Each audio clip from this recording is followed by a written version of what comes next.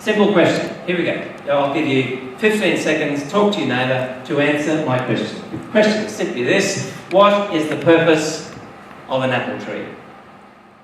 What's the purpose?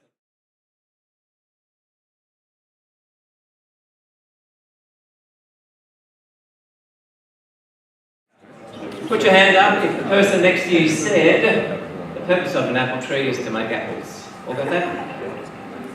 Most people. Actually, that's not the right answer. The purpose of an apple tree is not to make apples. An apple tree makes apples because that's a strategy that is built into the DNA of an apple tree to help it achieve its purpose. Because what is the purpose of an apple tree? To make apple trees. To make more apple trees. That's the purpose of an apple tree. We sometimes lose sight of that. Jesus' final words on this planet before he went back to heaven, he said, make more disciples. That's what he said. Make more disciples. The scriptures actually say go and make disciples, but the go is not present tense, it's past tense. It's as you are going. Life is mission. As you are on mission, as you're doing life, make disciples. That's our raison d'etre. Why we are here following Jesus is to do that, is to make disciples. How are we going? Well, based on the data that we just looked at, if we were to get a report card, don't think we would get a good mark. In fact, as you may have seen on the video on the website, if Jesus were to come back to your church on Sunday, he would only have one question for you, and that would be, show me my disciples. Simple as that. How are we going? That's why this conversation is of vital importance, to stop and rethink how we're doing it. Now, there is a fruit company on this planet whose purpose is to make more apples. And it looks like this. I can tell you that this fruit company released this latest camera, which actually makes phone calls, in September last year. And since iPhone 6 was released 6 months ago, Apple has sold 700 million of these devices. 700 million. Now just imagine with me for a moment. Imagine if, in this first 3 to 6 months, more than half of these devices broke down. What would Apple do? Now Apple exists for 3 purposes. 1, make money. 2, make money. 3, make high quality devices. Because they're not kicking their goals, they would go back to the design of this iPhone 6 and see what's wrong in that design process. Or they go back to the factory and see what's not happening, because more than half breaking down is not a good result. Is that what Apple would do, something like that? Because they want a better result. As we're in the process of making disciples, more than half of them are defective across the Western world. But are we stopping to say, whoa, time out. Let's go back and look again at our processes, our design. Well, how do we make disciples? Have we lost something on the way through? That's what Here2Stay wants to do. It wants to do some recalibrating about this process of making disciples. A long time ago, one of the early explorers to the North Pole had this experience. He stopped as he was heading towards the North Pole to get true north on his compass so he could get to the North Pole. He got a direction, he saw a mountainy thing in the distance, put his compass in his pocket and he walked towards that mountain for an hour. Then he stopped, got his compass out, looked again, and he was way south of where the pole was. So he recalibrated again, focused again, true north on his compass, got it, got a line of sight with something in the distance, put his compass in his pockets, walked for an hour, checked it again, way off course. Puzzled by this until he finally discovered what the problem was. The North Pole hadn't shifted. He had been walking for a couple of hours on a huge sheet of ice, which was moving. Are we caught up in a world that is moving, where our foundations are shifting, where our values are being challenged all the time, where our priorities are changing, and maybe we're losing sight of what is true north?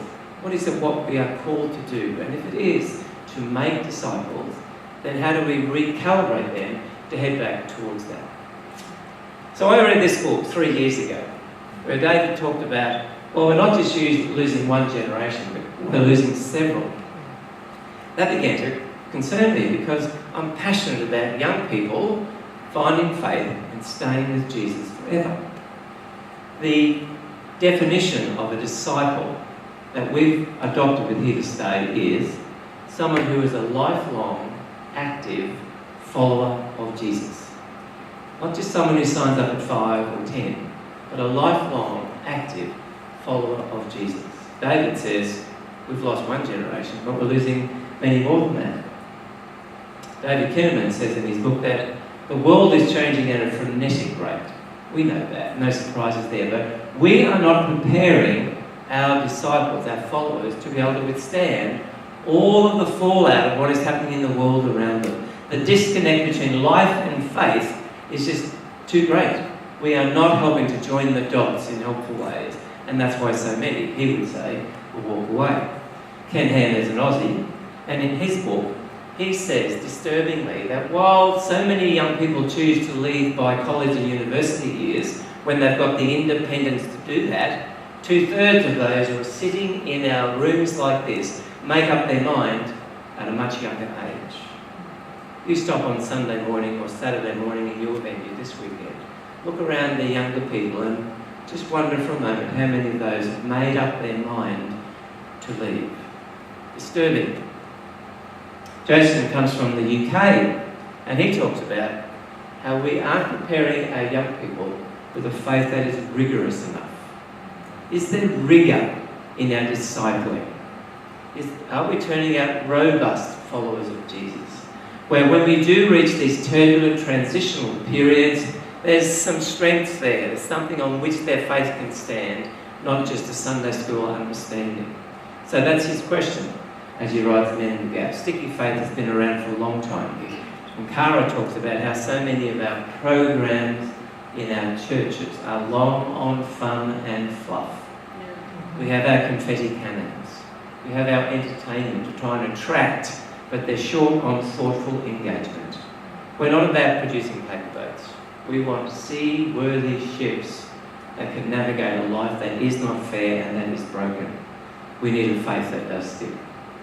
So having read all those American books and the English books, I read research from Canada called Hemorrhaging Faith, where they say, independent research says 2/3 of those growing up in a church walk away from the faith. Research in the Netherlands says 400 teenagers a week are leaving the church and the faith. Across the Western world, this is a common phenomenon. And then I came across Philip Hughes' research from Christian Research Australia, where he says that we are losing more than 50,000 young people every year from our church and from the Christian faith. They're not just leaving our buildings, they're walking away from the faith. What is the fastest growing religion in Australia today? No religion. No religion. Where people, nothing. We've in a sense inoculated so many of our children, our young people, our young ads against the faith. We give them a bit, it's not working for them, so they leave our treasure.